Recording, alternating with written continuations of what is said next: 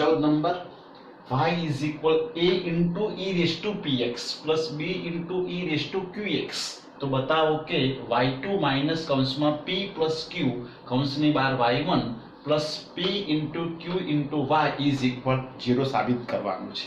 અહીંયા y2 છે અને y1 છે, મતલબ આપણે y વિધેય જે આપ્યું છે રકમમાં એનું બે વખત વિકલન કરવું પડશે. એટલે y નું x પ્રત્યે વિકલન dy by dx મતલબ y1 અને y1 નો જે જવાબ આવશે તેનું બીજું વિકલન ફરીથી dy by dx એટલે y1 નું બીજું વિકલન મતલબ y2. તો પહેલા y1 લખી દીધા, અહીંથી ડાયરેક્ટ જોઈ લેજો, બહુ સિમ્પલ દાખલો છે. એ અચળ છે એના એ જ e રેસ્ટ ટુ નું વિકલન e રેસ્ટ ટુ થાય.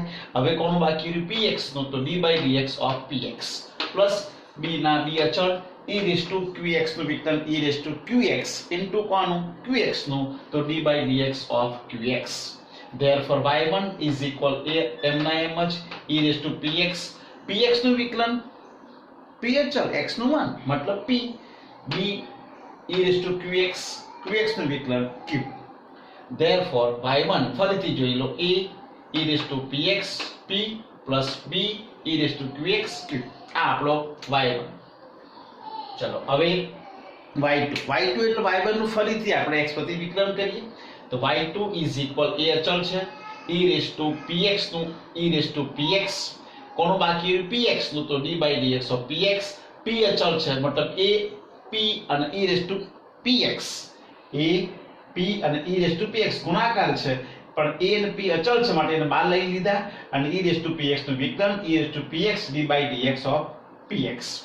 ચલો b e raised to qx અને q નું વિકલન, b અને q અચળ છે ગુણાકાર છે, b અને q બહાર લઈ લીધા, e raised to qx નું વિકલન e raised to qx into d by dx of qx.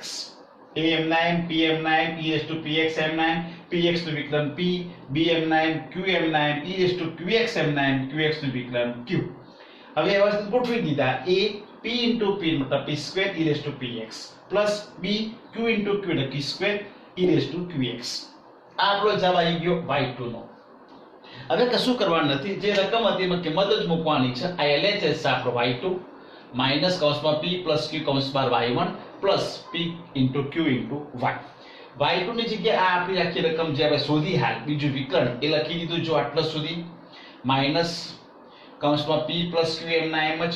y1 ની જગ્યાએ આપણે જે આ શોધ્યા હતા y1 એ લખી દો તો તમને સમજણ સારી પડશે. ચલો આ રકમ હતી y, આપણે નંબર એને 1 લઈ લીધો, y1 શોધ્યા નંબર 2 આપી દીધો, y2 શોધ્યા નંબર આપણે એને 3 આપી દીધો. y2 જે લખી દીધા આપણે કોના તરફથી લીધા 3 નંબર તરફથી, તો લખી દીધું કૌંસમાં 1 2 અને 3 પરથી. જો હવે આ જે y2 છે આ y2 ની જગ્યાએ આ જવાબ આપણે શોધ્યો તો નંબર 3 પરિણામ પરથી આપણે લખી દીધો માઈનસ p plus q કૌંસમાં y1 આપણે શોધ્યો નંબર 2 પરિણામ પરથી જે આપણે આખો લખી દીધો plus p into q m9 y જે આપણે રકમ આપેલો છે નંબર 1 એ લખી દીધો. બરાબર. ચલો હવે કૌંસ છોડવાનો છે. અહીંયા આ આખો m9 જ છે માઈનસ પહેલા આપણે આ p વડે આને ગુણી દઈશું, તો p વડે ગુણીશું તો શું બનશે, તો a into pp square e raised to px. હવે પાછો p વડે જ અહીંયા આપણે ગુણીશું તો આ minus plus minus b p q e raised to qx.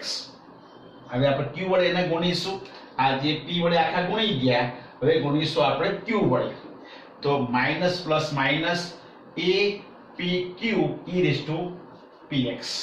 પાછો q અહીંયા આવશે, એ આ q અહીંયા ગુણવાનો, તો minus plus minus minus minus plus minus b q મતલબ b q square e raised to qx.